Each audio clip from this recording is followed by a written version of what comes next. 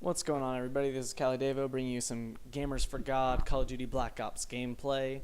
This is a second episode of a series I've been kind of playing around with just about team play. It's usually when I'm in a party of my buds and we have good team games. Either we keep the opposition real low on the totem pole as far as like domination points, or we all post pretty decent / awesome kill death ratios. I actually posted this video up several weeks ago, I think, and it was brought to my attention that the worship music I'd used over it definitely got flagged via copyright, but it actually didn't allow anybody in the States to watch my video. Whereas normally they just slap like an iTunes, buy my song thing on my videos. So I'm gonna have to watch my music selection apparently, but now I'm just gonna commentate over this same video. This isn't going to be your typical commentary, I will warn you. I am going to live up to my YouTube channel name, Gamers for God, and we're going to get a little biblical. And not in the El Presador kind of way, for those of you who subscribe to that YouTube commentator. So that's the rundown. What you're going to be watching is my team play. I've set it up so that you can click on the bottom boxes below and watch those people's particular perspectives during this gameplay. I've featured, I think, the best score of my teammates. That's what you're watching, but now we're going to get into something a little bit different. I did this a while ago. This is only my second one of kind of digging into the Bible a little bit. I'll try to maybe provide a link to the other video I spoke on. I'll give you a quick rundown. My first video where I kind of got into the Bible a little bit was in regards to Matthew. I started off in the New Testament, and it's the story of Jesus kind of gathering his disciples. And I commented on the way the disciples just dropped whatever it was they're doing, whatever ambitions they had in life, and went to serve God. I'm going to stick in Matthew, and I kind of want to discuss something personal that kind of affected me not too long ago. Stick in Matthew in chapter 6 and verse 26 especially. Yeah, some of you may or may not be familiar with at least this story. The caption in my Bible is "Do not worry," and I think this is something that a lot of people struggle with. And it says, "Look at the birds of the air. They do not sow or reap or store away in barns, and yet your heavenly Father feeds them. Are you not much more valuable than they? Much of you, by worrying, can add a single hour to his life." Or who of you can add a single hour to his life? And what this is kind of saying to me is it's not, very symbolic. It's pretty straightforward. It's saying, hey, listen, God provides for a bird, right? A bird doesn't wear clothes. A bird doesn't have a refrigerator. A bird doesn't have an allowance or a paycheck, and God provides for that bird. And we're human beings. We were made in God's image. Our whole purpose on this earth is to expand his kingdom. That's not the bird's purpose. So how much more willing will God be to provide for us? I think that's pretty easy to resonate with a lot of us. Just worrying about everyday things, especially finances, putting food on the table, paying rent, whatever it may be, affording the next Call of Duty, whatever it is. But for me recently, a full-time job opened up at my work. I work at Best Buy, some as you know. And I immediately thought, oh, that would be great. I could have some financial security to pay rent. I could maybe afford to eat some more In-N-Out rather than always packing my peanut butter and jellies. This is totally going to relieve me. I'm going to have no anxiety in my life anymore about finances.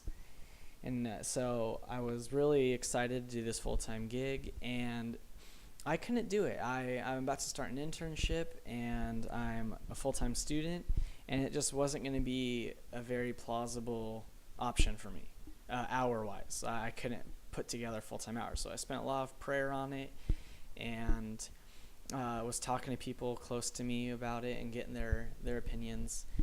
and I kind of came across this verse actually telling somebody else about it. I was using this passage about the birds to affirm somebody else in their worrying. It kind of smacked me in the face. Hey, this is to you, buddy.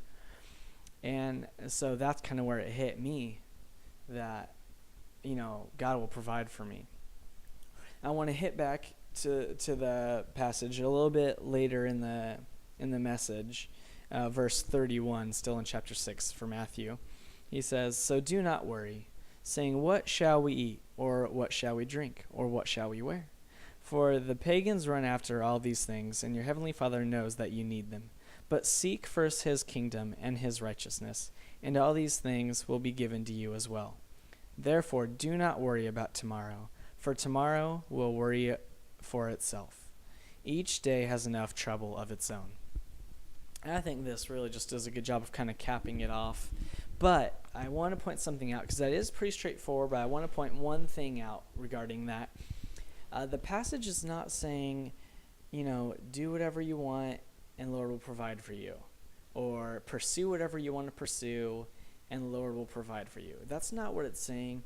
He goes on to say, and that's why I wanted to read the kind of a later part of that passage, is he is giving a command to seek his kingdom and seek his righteousness. So if you put, your chips on the Lord and pursue him, and when I mean pursue him is try to build a relationship with the Lord, have a focus in your life on the Lord, then he'll provide for you. It's not in a context like, hey, if the Lord wants me to win the Super Bowl, or if the Lord, whatever it may be, well, he'll provide for me so I can not study for my exam, or I don't have to try hard at my workplace, because the Lord's going to provide for me. That's not what it means. You need to be putting effort in towards the Lord, and a lot of ways that'll reflect in your everyday life. But I want to reiterate, I by no means am an authority on the Bible or messages. This is kind of my own thoughts. Yes, they may align at times with messages and sermons pastors have given, and that's where I get some of my ideas from. But I am no authority. I want to reiterate that. This is just kind of my own personal life's translation. It may affect people in different ways, and maybe not at all. It's possible I've even misinterpreted things. If you're one of those people that recognizes that, if you've taken biblical studies or seminary, those are things I have not. Feel free to message me or leave a comment, whatever. I just want to reiterate that I'm no pastor with all the answers or anything close to that. I've got about another 2 minutes left in the video, so I am just gonna let it run out. I just wanted to give you guys a little something different, because I thought, hey, this is Gamers for God. I can take a couple videos out to do something like this, and maybe I won't leave it 2 minutes, because here I am talking. It's nervous doing it. You don't always know how people are gonna react to it, or the kind of mean comments or you may get, and you gotta have a little bit of a thick skin with this kind of stuff. But I think it's important, there's tons of YouTube videos out there that you and myself can watch of Call of Duty, whether it be team games, awesome scores. There's tons of them out there, and this is something different, and if it's for you, then thanks for watching. I appreciate it. It's not for everybody, but this is something different for a little bit more of a specific audience. But my hope is the audience will be able to grow, and more people can kind of benefit from a community of Christian or just people searching the Lord through gaming. But I'm gonna let the last minute or so run out. Hope you all enjoy, and God bless everybody.